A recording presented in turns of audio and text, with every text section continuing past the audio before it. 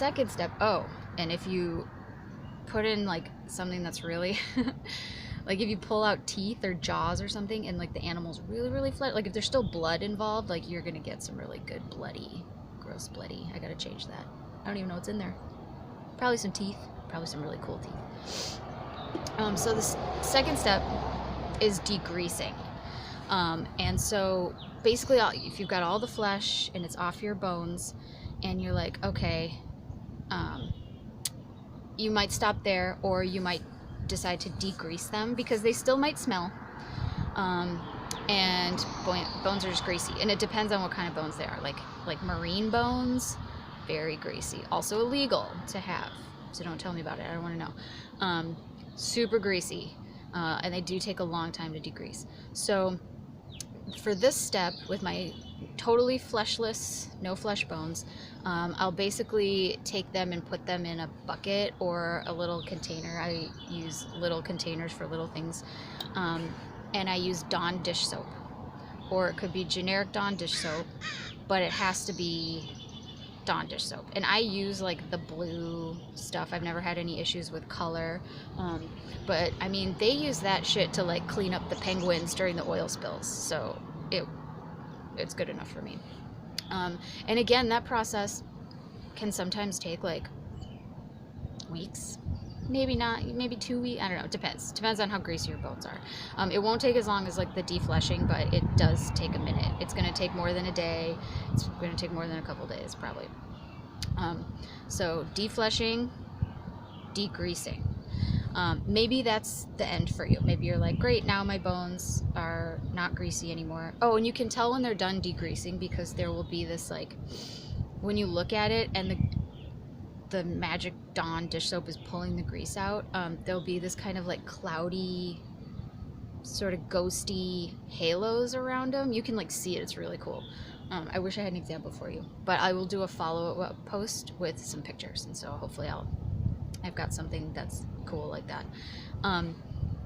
Once that stops, then your bones probably have pulled out all the grease. And with the degreasing process, sorry, this is a little non-linear. With the degreasing process, you also need to change the water. So once you see all those clouds, dump it out, start fresh. And then just do that until suddenly you're not seeing these like weird bone ghosts floating out of your bones. So I need to plug this artist because look at how cool. It's like my soulmate in a mug. So the last step that I do is a whitening process. Some people don't do this. Like if you like to have your bones have more of a yellowy hue, or I mean you can even dye them in tea. I've done that and that's cool. But if you want your bones to be whiter than they came out during these processes, and also sometimes if you get like algae growth, like you might have this green or red algae growth on your bones that you're like not excited about, this whitening process will take care of that too. And so basically what I do is use a 50-50 hydrogen peroxide and water mix. You don't want your hydrogen peroxide to be any stronger than that because it can do science on your bones in a bad way. I'm not a scientist.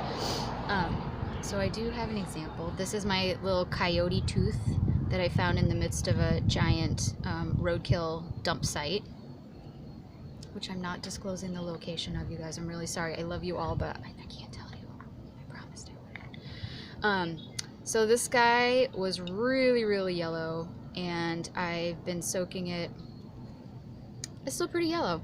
I've been soaking it for like maybe 12 hours or so. I put it in yesterday. And so I'm just gonna throw it back in and keep going. It's a nice size, right? So I'm gonna put it back in, and with the hydrogen peroxide, I use plastic containers because one time I read a rumor that glass can burst, and I've never had that experience, and nobody I know has had that experience, but I don't know, it scared me. So I use these plastic containers. With the hydrogen peroxide, in my experience, you don't have to change it. You basically just leave that in as long as till it gets as white as you like it. That can take a day. Maybe it'll take 2 days. It usually won't take longer than like 2 or 3 days. This is the fastest process. Something also to know, if you put an entire skull or jaw like this, something like that, into this, all the teeth are gonna fall right the fuck out. They're all gonna fall out, and you will have to glue them back in individually. So if you are gonna whiten skulls or jaws, put them in their own separate containers. Don't just throw a bunch of them in, or you're gonna be playing like mix and match teeth, and it sucks. And I've done it like a million times. You know, if you just have a bunch of like random bones, like it doesn't matter. But yeah, so teeth are going to fall out in the hydrogen peroxide process because science. Yeah, so that's my 3-step process. Defleshing through burying and or water maceration, degreasing with Dawn dish soap, and whitening with hydrogen peroxide and water 50-50%. Yeah, I think that's it. If you have any questions about anything, you can send me a DM. And if I get like 2, I'll just answer you. And if I get a few, I'll just do a follow-up video and I'll answer them all, and that will be helpful, hopefully. And yeah, and then I'll do a post after this where I'll take some pictures of some of my like super awesomely gross. I haven't cleaned my bones in a while, so I have to do some to do a little bit of cleanup. But yeah, so I should hopefully have some examples of macerating bones, degreasing bones with their weird bone ghosts, and that was my one. That's the only thing I'm whitening right now is that tooth. Yeah, so thank you for watching and for keeping up with my journey into bone world. I don't know, doing videos is cool. Maybe I'll do another one. And just let me know what you think. Yeah. All right, you guys, have a good day. Bye.